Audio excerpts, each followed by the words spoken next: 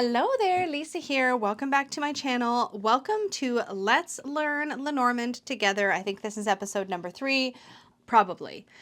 Anyways, today we are going to review what we've learned before and jump into cards 7 through 12 and tackle a 9-card spread. Listen, I know it's going to be ambitious, but we're going to talk through it. It's going to be okay, I promise. I am a big fan of like getting your fingers in the pot and just starting to do things, because if you don't, you'll build it up in your head. I say this because this is something that I do. You'll build it up in your head as something that's impossible to do. So we're going to tackle that together today, as well as go over the next 6 cards out of the 36 cards. And then we'll have 12 to work with. So I feel like a 9-card spread should be easy peasy. We'll have plenty of cards. It's going to be fine. Before I do that though, just a quick little visit of some Lenormand decks that I'm going to be using in today's video, primarily these two, but I do want to also show off this one. So this was sent to me by Robin, our very own Toadstool Tarot, and I just wanted to show it off because it's super cute. I believe this is available on Make Playing Cards. I will have a link down below, but Robin sent this to me to take a look at, and it's really super sweet. It is like just very simple and easy to read. It's a very specific art style, kind of like boxy. I don't know how you describe this.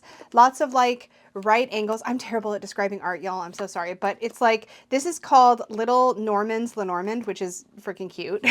And it's just a little cutie patootie. I believe this is like a linen-y cardstock, or at least it's kind of feels like it has some texture. It doesn't feel like quite like a full linen, but it definitely has some texture. But you have this little dude that kind of hangs out with you throughout all the cards. So this is what the little Lenormand looks like. Definitely easy to spot what it is you're looking at. It's very, very clear and easy to read. So if you're interested in this kind of an art style, you might really like this little one. Look at, there's person and other person. We love that. Lilies, sun, moon, key, fish, anchor, cross, and then we just have a little extra card. And it came to me anyways in this like cute little plastic box. So that was super fun. That is the Little Lenormand cards by R.L. Crutchfield. And again, I'll have a link to that in the description box. I also recently got in and am completely currently enchanted with, and it fits our theme, the Little Phantasm Lenormand. This is an early preview copy. This deck is currently on Kickstarter, and it's so stinking cute. I think I'm actually gonna keep, there's some bonus cards that if we hit the stretch goals we'll get, but I think I'm gonna just keep the foundational cards in here. And there is also some keyword cards. These are fantastic, by the way.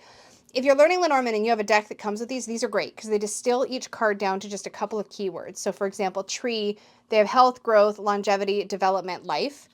So there's like 4 to 5 keywords for every card. It's brilliant. Super, super simple and easy to wrap your head around. And then of course, I also have the Bunny Kisses Lenormand. This is now on Make Playing Cards. I will also have a link to this down below. This one is the one that I've been writing on. So I have been putting the keywords. So we're going to go over those for our first 12 cards. So I've been keeping this one in order. But I think today what we're going to do is go over the cards using the Bunny Kisses. And then we're going to do our play and our practice with this one because it's so freaking cute. And hopefully, I mean, by the time this video comes out, I think you'll still have very little time, maybe a day or so, to back this, but it really deserved to get a little more attention. Plus, it's so seasonally appropriate. And since I'm filming this Let's Learn Lenormand video in the month of October, I'm feeling all the ghosty vibes for sure. It's so stinking cute. Anyways, I have a whole video on this, which I will try to remember to link up in the cards and then maybe in the description box. But if that caught your eye, you will definitely want to look for that on Kickstarter or shortly after. And then I have our tools. So I have a marker so I can like show stuff. I don't know why I have my pencil here. Oh, I was making notes before we started. Mostly I just need this. You will want a notebook or something to make some notes on, jot, play along with me. These are going to be handy for that. And then these are my 2 primary resources for this study. I'm using the cute little Lenormand book because it's freaking amazing. So love this book. I'm really, really enjoying it. If you are following along and using this book along with me, let me know what you think in the comments down below, or let other people how you're enjoying it. Let other people know how you're enjoying it down below.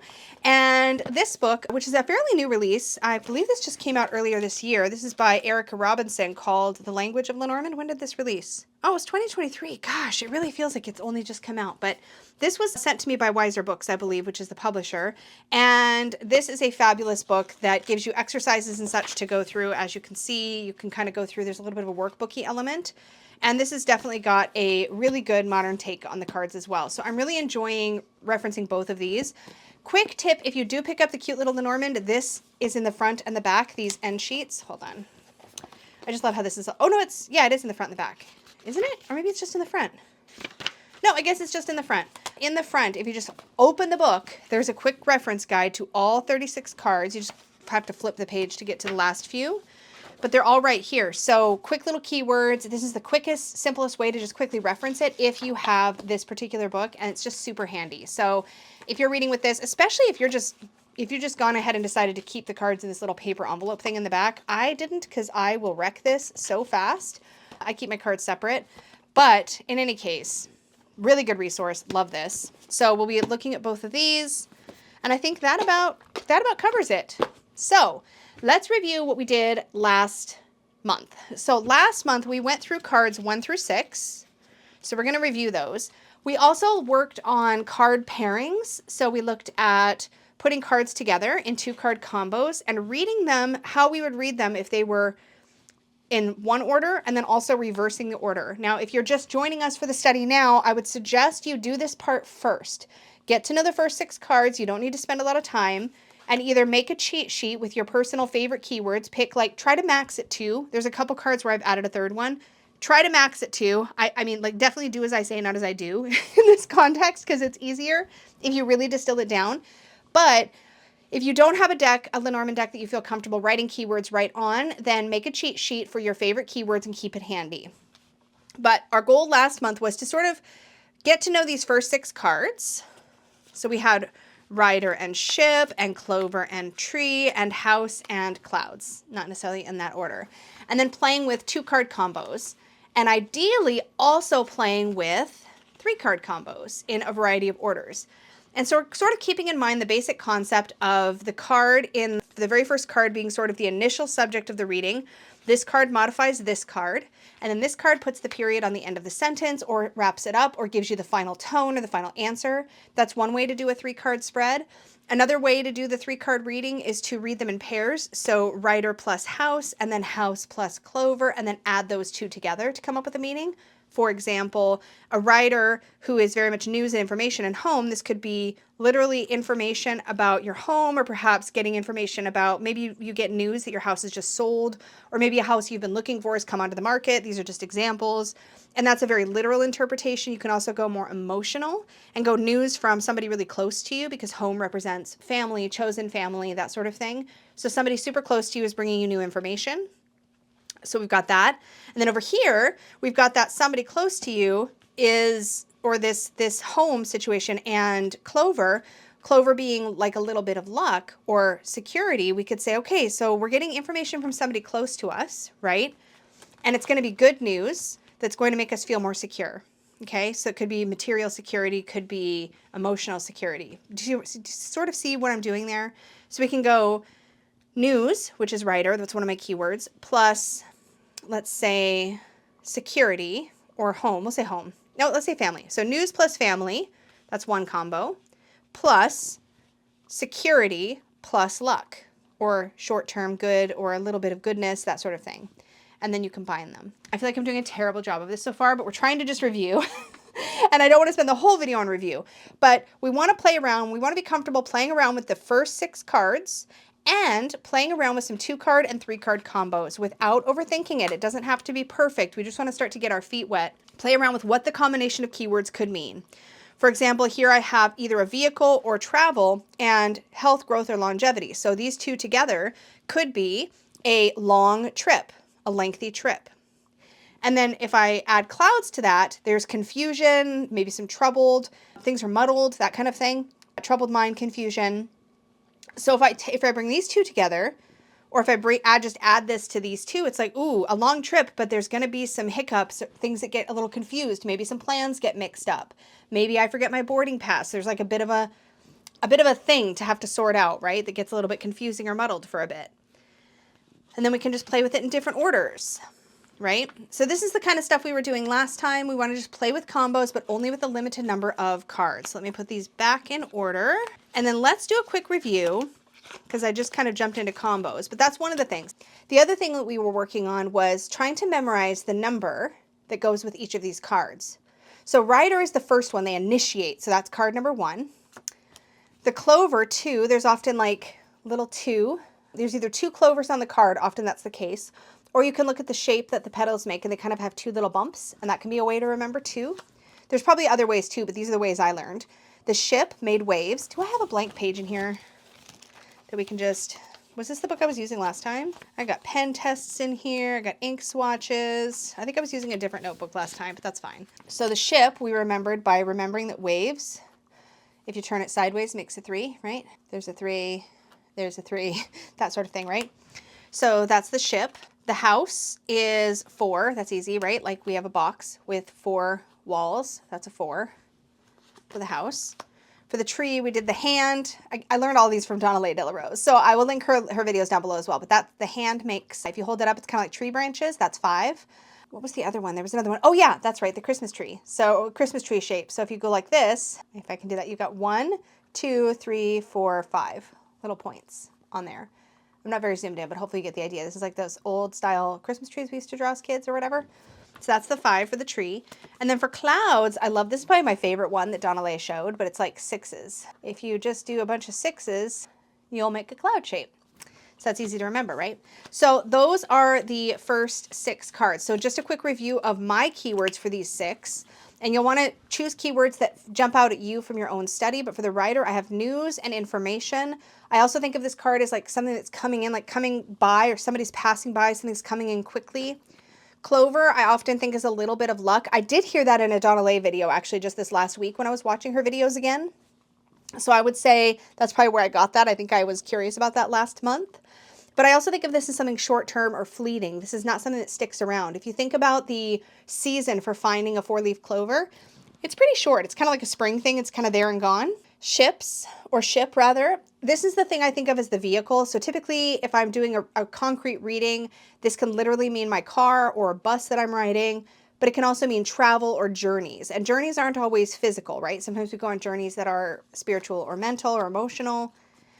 The house is, for me, home, family, or security. So here's one where I have 3 keywords because I like them all. But again, it's easier if you could distill it down to 1 or 2. For tree, we have, or I have, growth, health, and longevity. I like all of these words because growth, again, can be non-physical, non-material. Health can be very material, but it can also be spiritual, our spiritual health, our mental health. And longevity, anything that sort of takes a long time to cultivate or nurture or grow. And then clouds, now I did modify this card. So last month I had this as trouble and confusion.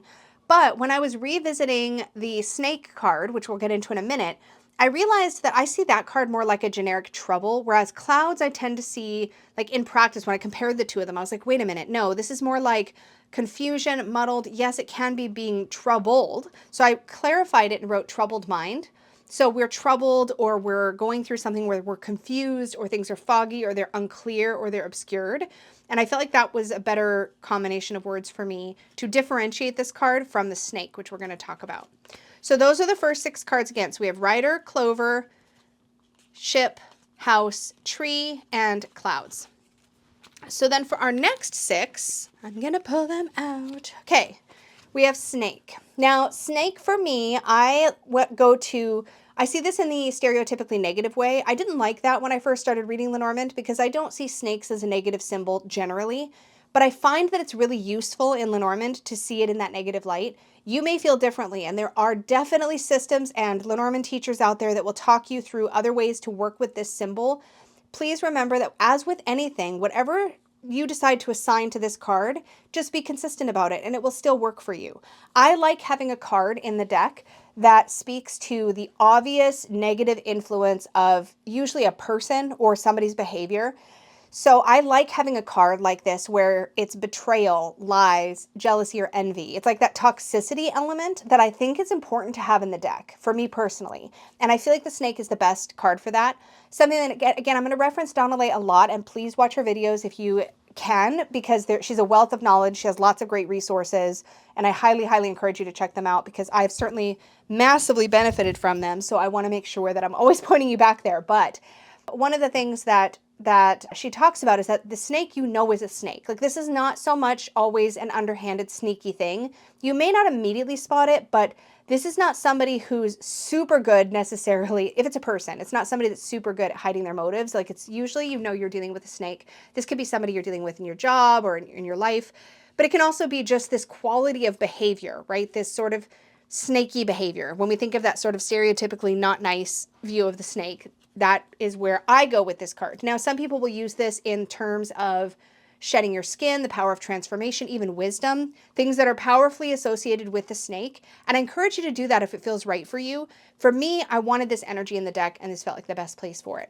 Okay, so I have betrayal, lies, and envy, just to kind of clue me in. Oh, and we'll talk about memorizing the numbers because I reviewed those as well. Okay, so next we have coffin. Coffin is card number 8. And the coffin is endings, sometimes often painful endings and loss, or something coming to a close. It's done, it's finished, it's done. Okay, so to me, this almost feels a little bit like the blend between the tarot death card, which we often see as like, it's the end of something for sure, but sometimes often also the beginning of something, but there is a close. We're putting the lid on something, right? It's ending. And I also kind of like the aspect of, and I don't want to confuse things, so I'm probably going to. I'm going to try not to. But I see just a little flavor of the Ten of Swords in the sense that this is finito, like it is finished. I think sometimes we try to negotiate with cards like this, and I feel like this card often means it's like an end, it's closed, and yeah, it's a coffin. So exactly that. Now, of course, you could also read that as a small enclosed space in certain contexts. You can read it like a container. Something else, like with the snake, you can view the snake as anything like rope or wiring or like anything that you can coil up like a snake. And that's something to think about, is how would you view the card, not just sort of its symbology, but how would you view it in a more literal sense? And it can also be a useful exercise to consider how you might view it in a more spiritual sense. Just a thought. Then we have the bouquet. Now the bouquet is, so where the clover is like a little bit of something good, like a little positivity, a little luck, a little good, the bouquet is bigger. I like to think of it almost like a bouquet of clovers, if that makes sense, because it can be a big windfall or a big gift or a really big surprise, happy surprise. But of course, where else do we see bouquets? We see bouquets as a gift. We often give bouquets as gifts. They're a form of recognition. So I have big gift and recognition here. They're a way that we recognize others in our life, not only because they're important to us, but we also sometimes use bouquets to recognize somebody's talent, like when they throw roses or flowers on a stage. Talent is a word that I got from DonnaLeigh, but I was thinking about this in general and how I see bouquets show up out in the world. And I was like, that makes so much sense. So I love the idea of talent. So I combined talent and gift together with the word recognition. And I really liked that word. So I've got big gift and recognition for my bouquet. The scythe is a cut. It's cord cutting. It is something is cut, stopped. It is a scythe swings very decisively and very cleanly and very quick. So it's a quick cut. It is also sharp. So if you were to see this describing a situation, you might see that situation as quite quick or biting, or maybe not biting, cutting. Biting we would see in the snake. The snake bites, right? But the scythe is very quick, sharp, pointed, cutting. Something is cut. Something is harvested, you could see. You could work with harvest. And then we have the whip. Now this is often a card, and we'll see that elsewhere. I think, actually, let's just look. I think I'm curious now what the little phantasm does here. Oh, they also just have the whip. A lot of times you'll also see whip and broom, or broom and whip. So I did write up here in parentheses, I wrote broom and whip. This is a pattern or something that you do over and over again. So pattern / repetition. It can also be conflict or aggression. So I kind of have these as /. I know that's 4 words. I'm totally cheating. I'm loopholing my own freaking study. I know. I can hear y'all in my head. I'm like, keep it simple, and then I don't. But I like to think of this as, I liked the word pattern, which I got from DonnaLeigh. I like the word repetition, because a whip or a broom, both of those activities are something you do again and again and again, right? You don't just do those things once. You don't just like sweep one spot on the floor and then stop. You do it over and over and over again. And so I love the word pattern because this can identify certain patterns. But I also like the word repetition, because oftentimes I feel like when this card comes up in a Lenormand spread or tableau or whatever, it's often speaking to those things that happen again and again and again. And sometimes it's something we're doing that's productive or positive, like work, where we have to do something again and again. Think like 8 of Pentacles action, right? And sometimes it's something that we're doing again and again that's negative or harmful, like a pattern, bad behaviors, that sort of thing, right? So it can be both. And also, there's an aggressive action to a whip. A whip is an aggressive implement. So we can see that in a conflicty way, and we can also see that in a sort of dominant kind of way. So this can sometimes, in fact, the repetition and the aggression of this card can sometimes make this a really good card for sex for people in their readings, depending on how you want to view that sort of thing. So thinking of repetition doing the same thing again and again, you get where I'm going with that, right? So it can be useful for that. And then our last card in our next 6 cards is birds. And this is, if you think of 2 birds sitting next to each other, like in this case on a telephone wire, or maybe you see them in a tree, what are they doing? They're like sort of interacting. They're chitter-chattering at each other. They're like, if you've ever seen 2 finches or parakeets together or cockatiels or any kind of like pet birds in a pair, you'll totally get what I mean. They are both a pair because they're often pictured as 2 on the card, not always, but there's small groups. So think of like a couple of people, maybe max like 4 or 5 max, but like think small groups of people just kind of all chattering, right? Like socializing. So there's a type of communication. Birds are vocalizers. So they are expressors. They make noise. They are vocalizing. They're speaking, right? Or, well, you know, chattering. So communication and chatter, the type of communication, chatter, voicing, expression, etc., or even the dynamics of the group will be flavored by the cards around it. But that's kind of the premise there. So now let's go through these same 6 cards. And again, totally riffing off of what I've learned from DonnaLeigh, let's talk about how to memorize these. This is what I learned by following her videos. Again, really important. Please see below. Go subscribe to her channel. It's amazing. So how do you remember that the snake is card 7? Well, if you look at the shape of a 7, like that, right? Let me just take the cap off my pen. So the 7 looks like that. And then you look at the shape of this card. It's like, here's the head of the snake, right? It's a 7. It's a 7. That's the snake. It's a 7, right?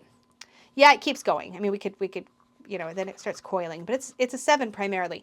And actually what's really funny about this is that a lot of times in cards, in the graphics, you will see that they'll have this shape. Not always, but a lot of the classic ones, they'll have this kind of shape. So snake is 7. Coffin, this is really easy for me because as soon as this was pointed out, I was like, oh my gosh, yes, it's 8. Now an 8, if you turn it on its side, is an infinity symbol. The symbol of death and rebirth, the cycle of death and rebirth. That's 8. That's the coffin. And the reason we want to memorize these numbers is because someday we're going to work on a grand tableau, and knowing what number is what card is going to help us when we get to that phase. Okay, anyways, next we're at bouquet. So bouquet is 9, and my favorite way to do this, DonnaLeigh describes it like, imagine it's like a top-heavy, bouquets in general are top-heavy, but imagine it's like a flower on a stem, right? Flower stem. I just like to draw one more line, and we have that cone shape that often is the paper that wraps around a bouquet of flowers, and you just picture all your flowers. So you have like that extra line. So that's a 9 with a line, and then you have a cone of flowers or a bouquet of flowers. So that is 9 for bouquet. 10, the one that's made this easiest for me to remember is DonnaLeigh said something about 10 of swords because it's kind of got that vibe. It's like, it's the end, it's cut, it's like, it's quick, it's sharp, it's pokey. So I think of 10 of swords because that just helps my memory. But she also described another method you could use to memorize this one where you imagine it's like a pin and a balloon or a bubble. So this is the pokey thing, and it's going to pop or burst this bubble, right? Or pop or burst this balloon. So you can think of the pen as the pokey thing, and that's the cutting or the pokey or the stabby of the scythe. And then for the whip, this is really easy. So it's 1, 1. So you just think of doing that. That's the same thing over and over again. We're making all these ones, right? 1, 1, 1, 1, 1, 1, 1, 1, 1. It's over and over again, kind of like sweeping motions or lashes of a whip, right? 1, 1, right? Over and over again. And in cards where you see the broom and the whip, she says there's 2 long objects. Okay, well, 2 long objects. Yeah, one and then the other. So easy to remember the whip as the 11. And then this is the best. The birds, this is so clever. I love that she did this because it really makes it easy. Okay, so 1, 2, 3, 4, 5, 6, 9, 10, 11, 12. We get eggs by the dozen, typically, right? Eggs contain birds. If I think of a dozen, I think of a dozen eggs, I think of chickens, I think of birds. It just sort of like takes my brain there. There was another one I think she had for this, but now I don't remember what it was. But I just find the dozen the really easy way to remember that this is birds. So those are our next 6 cards. So now we know 12 out of the 36 cards. We're already a third of the way there. So I'm going to set these out of the way, and I'm going to pull out the same 12 cards in my little phantasm because we're going to play. Okay, so we have our 12 cards. Now, we've learned some 2-card combos and 3-card combos. So we're going to do a couple of those and just drill them together.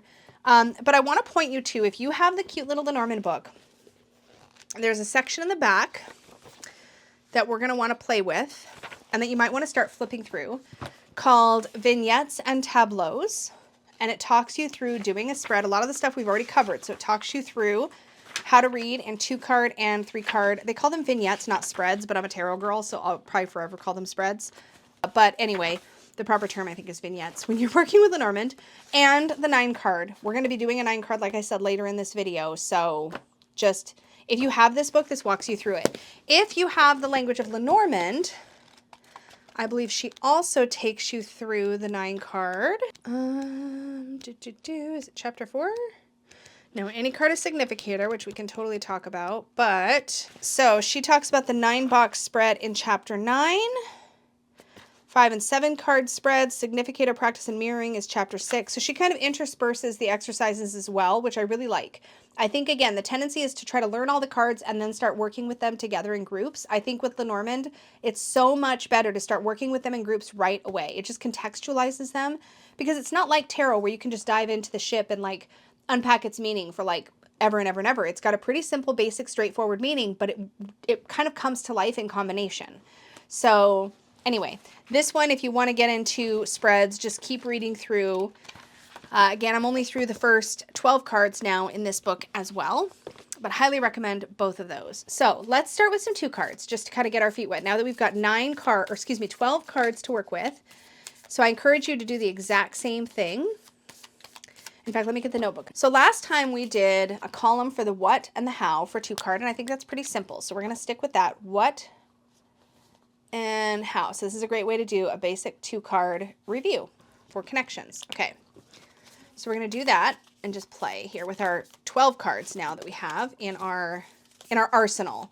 So you now are working with a 12-card Lenormand deck for all of your practice exercises. And again, all of this stuff, remember, there's homework. I want you to do this for yourself too, because the whole point is we're learning together. Please don't let me do my homework all alone. I don't want to do my homework all alone. Please do it with me. So for this one, we're going to just take our 12 cards, mix and match, and we're going to pull them up in 2-card combos. So we're going to start out with, we have Whip and Bouquet, both new cards. Okay, cool.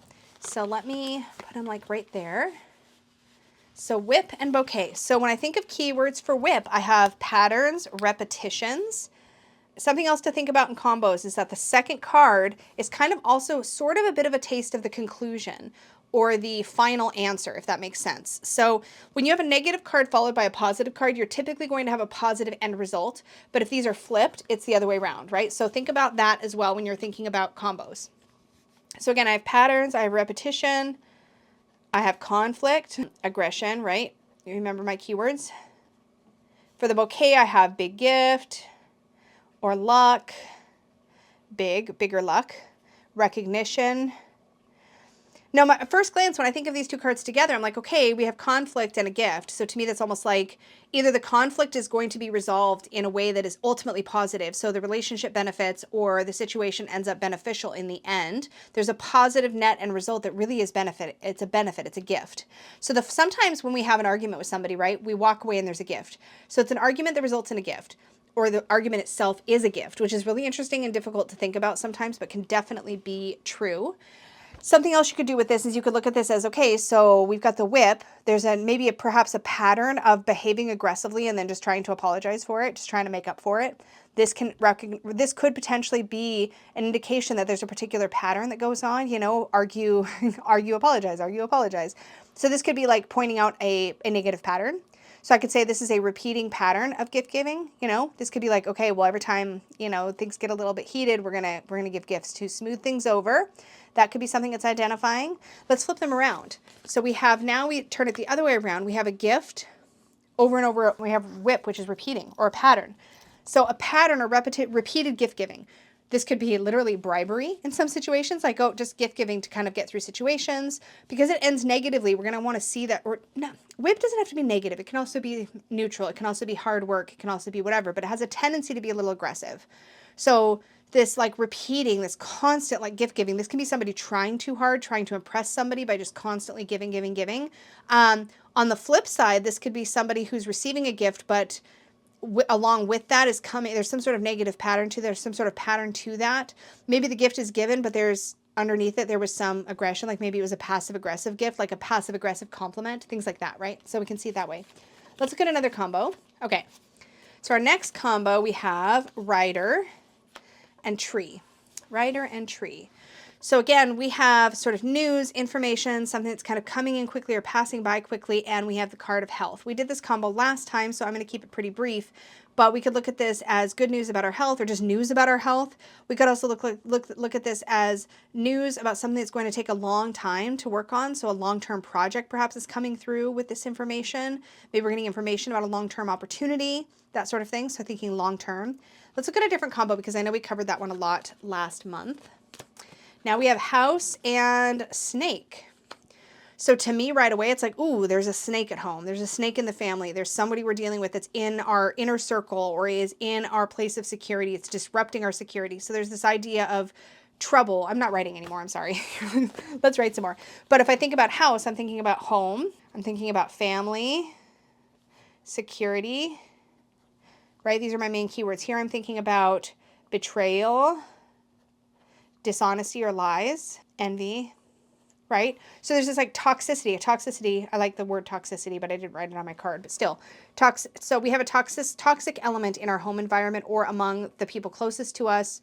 This could also even literally be something as literal as something's going on, something's faulty, maybe faulty wiring in your house. Remember we talked about how coiled things like wiring can be a thing. So you might, if you're dealing with a home inspection, maybe you're going to find out there's some faulty wiring. So that's something that we could do. Now, if we flip these around, obviously we'd have to imagine that our keywords are also flipped.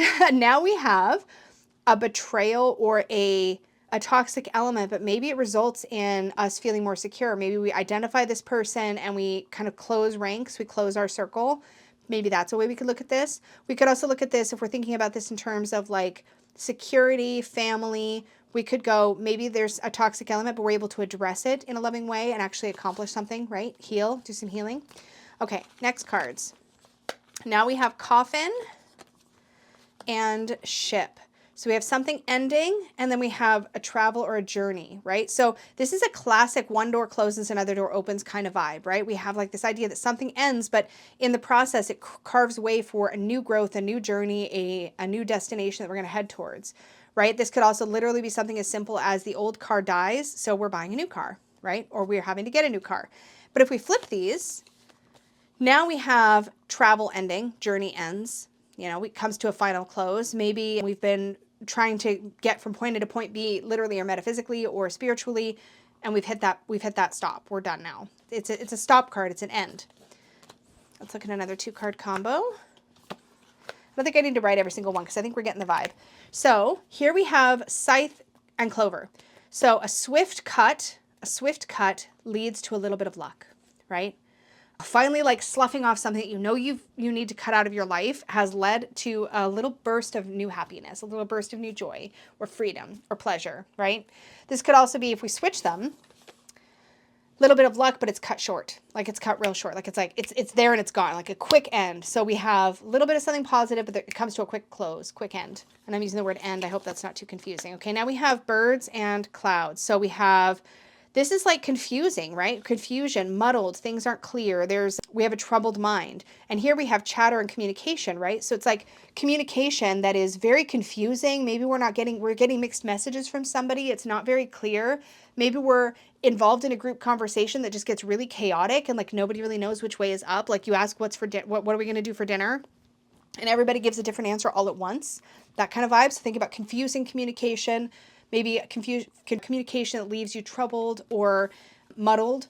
And then here, if we flip them around, now we have confusion that is cleared up by communication. So here we're not clear. Maybe we're making assumptions. Maybe we're in a situation interpersonally where things just seem like they're a total mess. But then if we just communicate and we just talk it through with our friend group, or maybe we're reaching out to our friends to communicate about it, or maybe we're reaching out to the person that we were confused about, we get clarity, right? So it ends with communication, but it begins with confusion.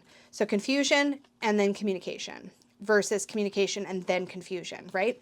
So you can kind of see how the 2 cards function just as a review. So now putting that away, let's do a couple of 3 cards with the same grouping. A couple of 3 cards, and then we're going to tackle a 9 card together just for funsies. Low expectations just to play. And I know there's a lot of information we're tackling in this, but we're going to be repeating these. Like ideally, we're going to, now that we have this many cards, every time I do one of these videos, we'll do some sample 2 card, 3 card, 9 card. Maybe eventually we'll only do 3 card, 9 card, you know, that sort of thing. So let's do some 3 cards. All right. So to begin, God, I just look how cute this deck looks on this backdrop. Okay. We have house plus whip plus tree.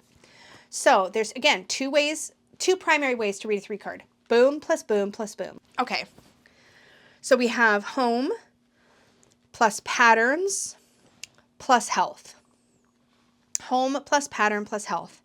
So to me, that tells me there's maybe a routine at home that is leading to improved health, or maybe there's a routine we need to have at home to lead to improved health. Maybe we need to build some better habits at home towards health, right? That's one thing we could do with that. That's if I'm going word plus word plus word equals what. Now, if I do it in 2 card readings, so these 2 cards and then these 2 cards, how do I read it? So first we have home and whip.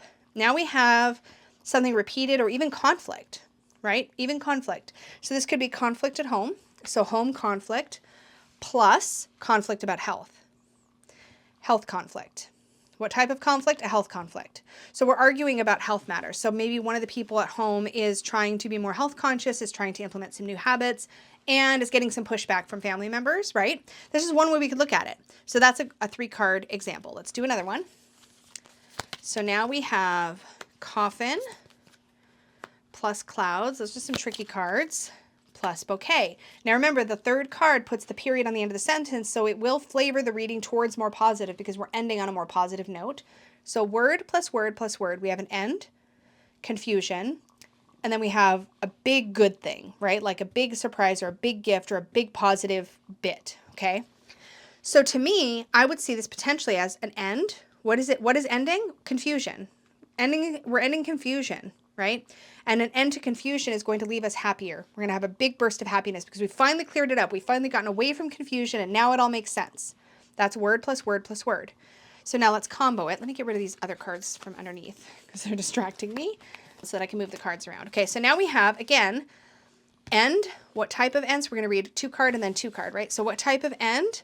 A confusing end. So things have ended, but maybe there's a little bit of lingering confusion, right? Because this is like ending this pattern or this combo where whatever card ends kind of leaves the flavor. So this is like a confusing end. Something's come to an end, but it's kind of confusing. We don't really know why it ended, but it's ended.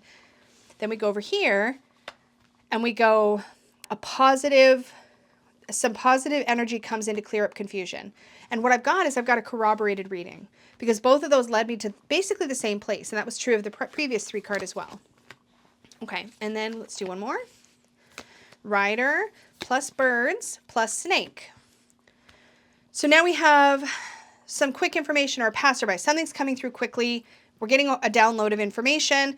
So we have information plus communication.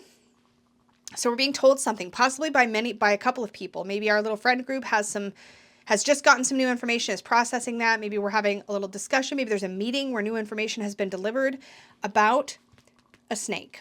So this is kind of like when you get together with your friends and you find out that your best friend's boyfriend like did something nasty, right? Did something terrible. And so everybody's kind of be talking about it like, oh, what the heck? You know, that's kind of what that feels like to me at first glance. Now let's read them in pairs. So we have some quick communication about some new information. And then we have talking about something toxic, talking about somebody toxic, or discussions that turn toxic. Again, when I combine them together, those are 2 ways to arrive at similar conclusions. I find that it's easier with 3 cards to just kind of go word plus word plus word. I find that less complicated than trying to go pair and then add them. But you got to figure out the method that's going to work best for you. Let's do our last one. And for the last one, I'm just going to do the 3 card method. So we have ship, clover, scythe. Okay, so a trip, fun while it lasts, but ends abruptly, right? There's a quick end to it, or it feels like it's over like abruptly. There's an abruptness to the end of it. This can happen when we're like sort of in la la land and we sort of forget and we come crashing home to our responsibilities. I almost see this like a little vacation that kind of ends quickly. Another way we could look at this could be a vehicle that is like maybe we've just gotten a brand new car and then all of a sudden, like something happens to it, right? We have an issue, something, and we have to take it back. I don't know. just where my brain went. Different things, right? You can play around with it.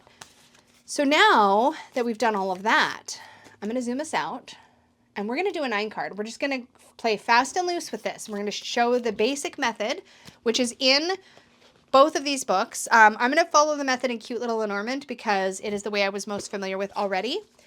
And you will find it if you go to the chapter on vignettes, like I mentioned, and you read about 9 cards, you will see everything we're about to do is discussed there. I think except for knighting. We're going to go there. But all right. I hope you're enjoying this series because I feel like I'm just like jam-packed just sharing all the things I've been studying, and then like hopefully it's not too fast-paced. Let me know. But I encourage you to just play. Just try. It doesn't have to be perfect. We're not reading for other people yet necessarily. You can. If you've got somebody you can practice on, it's great. But with only 9 cards, I feel like it's best to just practice. Helpful if you have a question. Okay. So we're just going to do a random 9 card. Okay. So I'm just going to lay my center card down.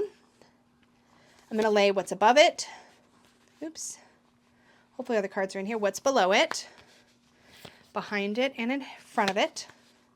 Then I'm going to lay my 4 corners. That's our 9 cards. Now, this looks really complicated because there's a whole lot of cards, but yo, we have so many ways we can read this, so we're going to do it that way. So there are 1, 2, 3, 4, 5, 6. There's 6 initial 3-card readings we get to play with. 3-card reading, 3-card reading, 3-card reading, 3-card reading, 3-card reading, 3-card reading, and then we can go even more places, which we will, but I want to start here. So we can see right at the center, this is going to be the main subject of the reading, and it's about a small group of people. Let's assume this is about a small group of people. Let's assume this is about a, what's a small group of people or a small gathering? Let's say there's a meeting. Let's say you've got a meeting coming up at work. What do we need to know about this meeting at work? So that's what I'm going to do. Make it about that. Okay. So we're going to start up top. We have snake plus rider plus home. So now this is a work thing. So depending on what the business is, we could potentially gather more flavor, but we're going to go like this. There's somebody playing games or being a little bit toxic, right? And that person is bringing information into this meeting that's going to affect our sense of security or stability, right? And so maybe you get some information about a new thing happening at your job that is going to maybe shake your foundation a little bit, make you feel a little bit insecure. And it's coming from somebody who you don't necessarily trust. So we're starting from that place up here. The second card reading, we have tree plus birds plus ship. Now this is again our central thing. It's about the meeting. So now we have something that's taken a long time. So we have that longevity or health. We have the meeting itself, the birds. And then we have ship. We have movement or a journey or travel. What I could see this potentially as is like maybe the meeting, like leading into this meeting, there's been a lot of work that's maybe gone into a project a long time. It's been growing and being nurtured for a long time. Now we're in this meeting and we can see that things are going to have to move in a new direction. There's going to be a shift. We're going to be going on a journey. There's going to be some travel involved, maybe something like that. And then we go down to the bottom 3 cards, and hopefully these examples aren't too nebulous. I'm doing my best here, but I'm also a newbie. I consider myself, like Peggy calls herself a forever noob when it comes to tarot. I call myself a forever noob about Lenormand. It's just how I roll. This bottom 3 cards, we have clover plus whip plus scythe. So now we have a card that's all about a little bit of happiness, but then we're seeing this repeated pattern that's going to lead to a swift or quick and or cut. This could potentially be something we've seen again and again. When we're starting to feel good on the job and things seem to be going our way, once again, we have this experience come along where somebody comes along and brings that to a stop, right? We all know what that's like when maybe every time you bring information, you bring an idea to this meeting, it gets like cut off. You're not even allowed to speak. Maybe you're cut off. Maybe somebody's always interrupting you. That kind of thing could come up. Okay, those are our 3-card readings this way. So that's reading number 1, reading number 2, reading number 3, or as I like to think of it, A, B, and C. Next, let's do D, E, and F. So in D, that's the column, snake plus tree plus clover. So we have betrayal or lies or snakiness plus longevity or health or growth, right? Plus a little bit of luck. Now in this case, the little bit of luck is the positive card kind of putting the period on the end of the sentence. So could be that this person is, whoever this is, bringing this toxic element, there could be an element that they are just simply trying to further their own position, get themselves to a place where they can just relax, maybe not have to work so hard, one possible interpretation. We could also see this as there's some toxicity, but there's still an opportunity to grow through the challenge. And if we do that, we'll get a little bit of a bonus. Maybe we'll be able to earn like a little bit of bonus at work, or we'll be recognized in some way, in a little way, because Clover's a little bit of luck. In the middle, we have rider to our meeting to whip. So new information is going to come forward at the meeting, and it's going to be like same old, same old. There's going to be an element of pattern or repetition that comes through. Maybe somebody always runs the meeting the same way, and you're like, here we go again. Like there's definitely, we're getting the feeling there's going to be some sort of like pattern repeating. We've already seen that in the other spreads. Now let's do our F spread, reading, which is down this way. House plus ship plus scythe. So again, stability leads to some sort of travel or movement. Again, comes to a quick end. So I feel like we're going to be hitting some dead ends during this meeting. Maybe there's going to be some ideas broached, but they're going to get cut off. It's not going to feel very productive is kind of the overall vibe I've got here. And you might just stop here. Be like, you know what? We're going to see some like repeating. Okay, same old, and it's all going to end with the same thing. Whereas all this hard work we've put in is going to be like stalled. We're going to hit some roadblocks. Maybe some things are going to be cut off at the knees that we've been working on. You know, corporate. Ugh. I don't know. I'm just making this up. But then we can also look at things like the corners, and the corners can teach us about like what sort of, like we look at sort of this central part as like the strongest influence. And then these four corners can tell us about sort of foundational influences, kind of more peripheral influences. They're furthest from our central energy. So you could look at those, and then you could combine them. So you could combine cross quarters. That's what some people do. So you could go Clover and House. So a little bit, it goes Clover then House. So that little bit of luck will ultimately lead us back to stability after the meeting. So with a little bit of luck, the meeting will end, and despite the patterns being repeated, we'll still end up in a fairly stable place overall. Then we have Snake and Scythe. And maybe this toxic person or this toxic element is going to be cut off at the knees. Maybe they're not going to have so much of a long-term influence as we fear. So we can go there. The last technique, and I really, really like this if you want more clarity on a card, if you're like, you know what, I really want to know more about the snake. Like, what is the snake actually trying to accomplish or whatever? Like, you really want to dig into that more. If you were in a big spread, you could then look at the 9 cards around the snake. But for the sake of this, I like to do this technique called knighting, which is just like in chess. It's my favorite technique in a 9 card, actually, because I feel like it gives me more data. And you don't always want more data. Sometimes you get a clear answer just going 3, 3, 3, done, right? But knighting says, I want to know more about the snake. So what's the snake connected to? And we can knight him. The way knighting works is you go 2 down, 1 over, and that's a knighted. So the snake and the whip are knighted together. Well, that makes sense, right? We've got a toxic element and a repeating pattern, possibly a negative one or some aggression or conflict. So this person is the shit disturber in the meeting, right? Like that's what we're getting from this. This person is the troublemaker for sure. So no big surprise there. We could also knight it this way. So we've gone 2 down and 1 over. We can also go 2 this way and 1 down. And we have the ship. So again, that course correct, this snaky person is wanting to course correct. They're wanting to shift the business's focus in a new direction. Whether or not they'll get away with it, I don't think so because of the scythe, but we'll see. So let's say we want more information on, you can't knight the center card because it's only one position away from anything. But any one of these cards you can knight. So let's say the scythe. What's gonna come to a quick end? Information. We're gonna stop being productive. So I've gone 2 up, 1 over. We're gonna stop being productive at some point in this meeting, and it's just gonna stop. we're gonna have to stop, cut off the flow of incoming information, and be like, enough. Let's like sort it out, right? What else is gonna come to a quick end? And we've already seen this in the other spreads. If we knight this way, we go back to the tree. We talked about longevity, having done and nurtured something for a long time. We already saw in the other spreads that's probably coming to an end. What you're looking for, the reason you don't have to do all these different combos, okay, for a 9 card. What you're looking for is to do enough combining and playing with the cards that you start to see the patterns emerge, the repeating message, what is coming up again and again and again. And you start to realize that the reading, when you do it this way, often gets more and more cohesive as you go because you start to see confirmation of stuff you saw in prior 3 cards. You know, I saw in the knighting, you know, we saw some interesting things about the snaky person. We saw some confirmation of things that came up earlier in the 3 card or 2 card combos. So the last thing to point out about a 9 card that you can look at is, and we do this definitely in bigger spreads as well, your center line, or the line where your significator is. So because this is a 9 card, the center card is our significator. This center line represents the present.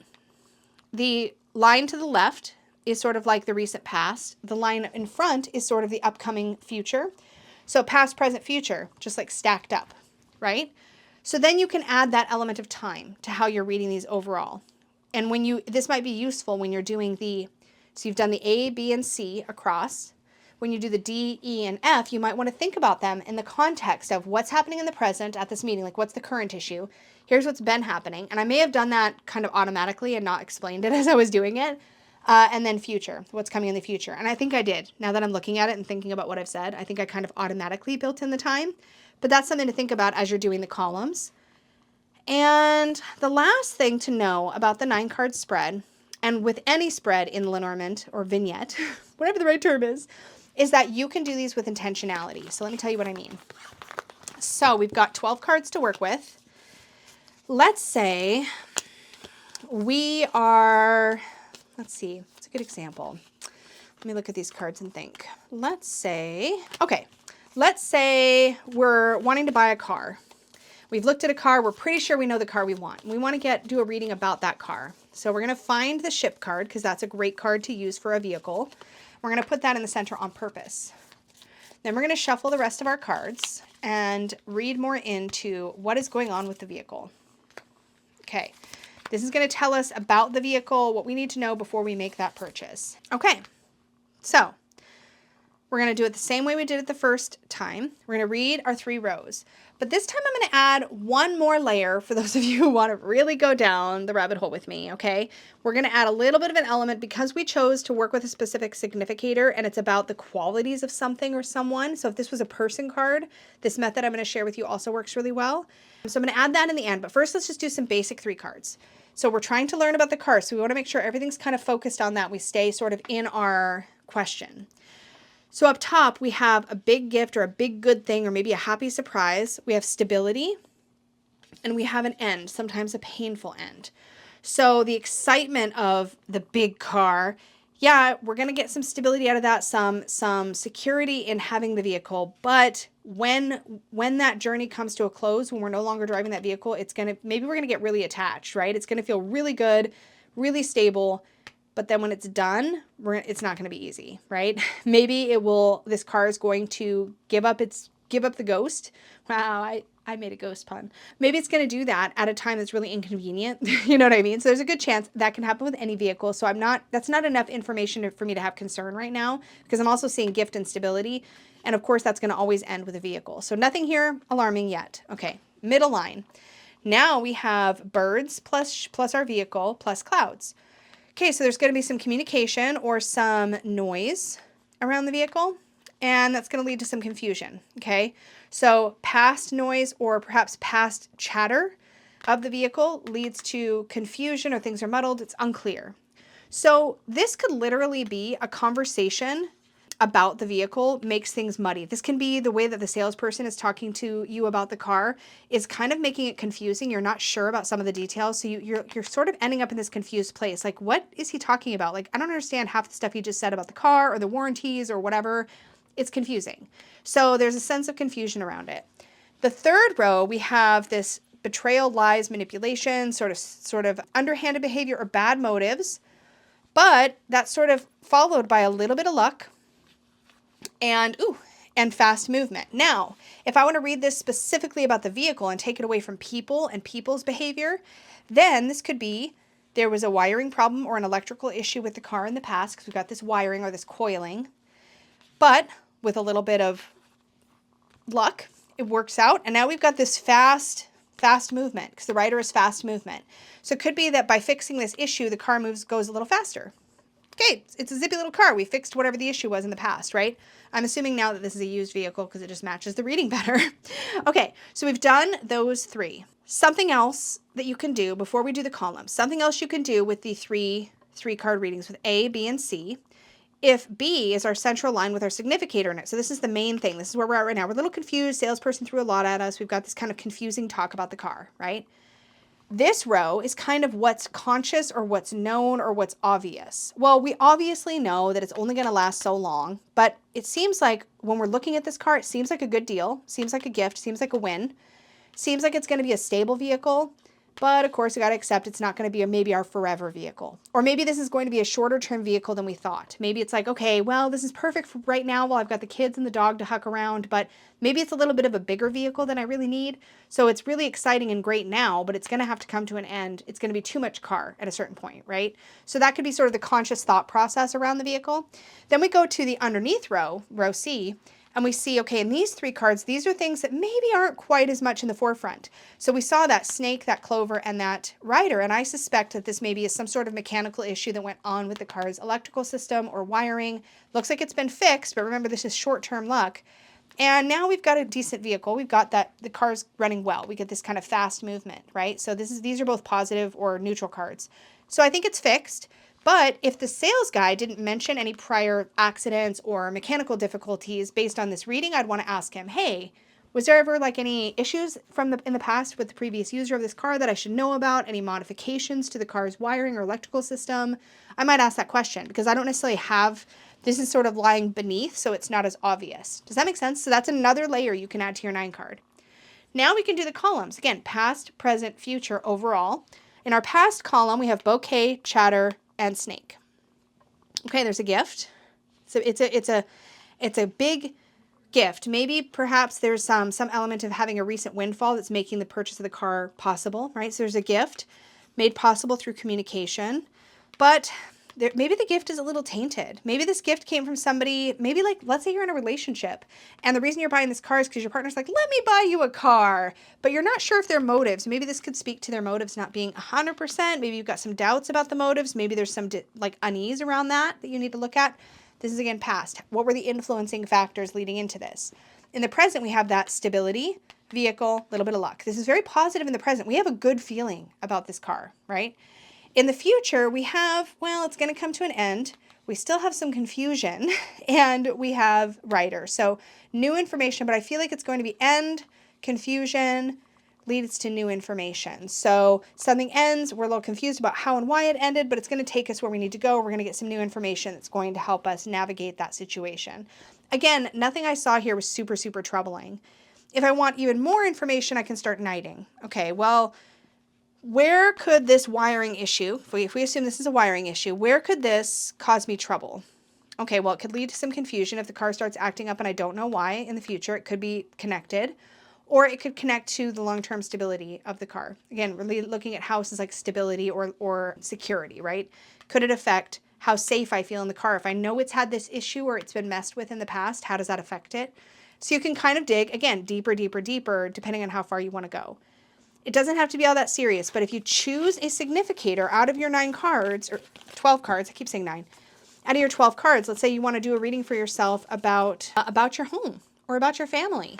Put your family in the center and then build your 9 card around it and see what you can learn. See what you can come away with. But your homework, until the next time we have one of these videos, is to get comfortable with cards 7 through 12.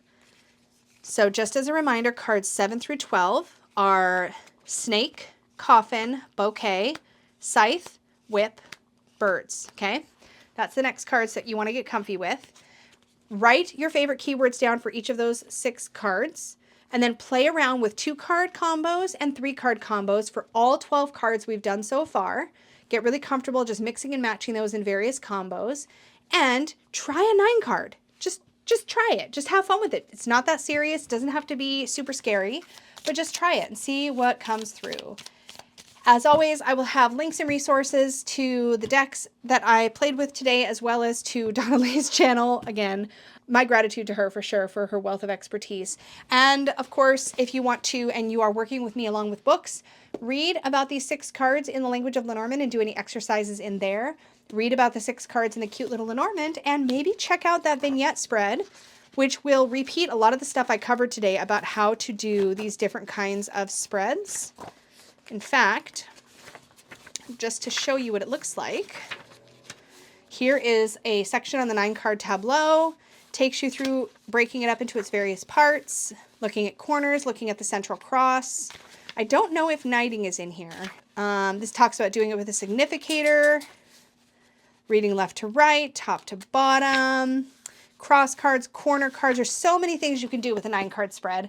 You don't need to know how to do everything, but definitely play around with it. Don't let the 9 card be scary. Start doing it right away. You don't have to be an expert. I'm not an expert. I don't think I'll ever be an expert, but it's a lot of fun to just jump in and play, and I highly recommend you give it a try. So I hope this was helpful. Thank you for joining me as I refresh my memory and sort of study and learn Lenormand. Thank you for joining me for the journey.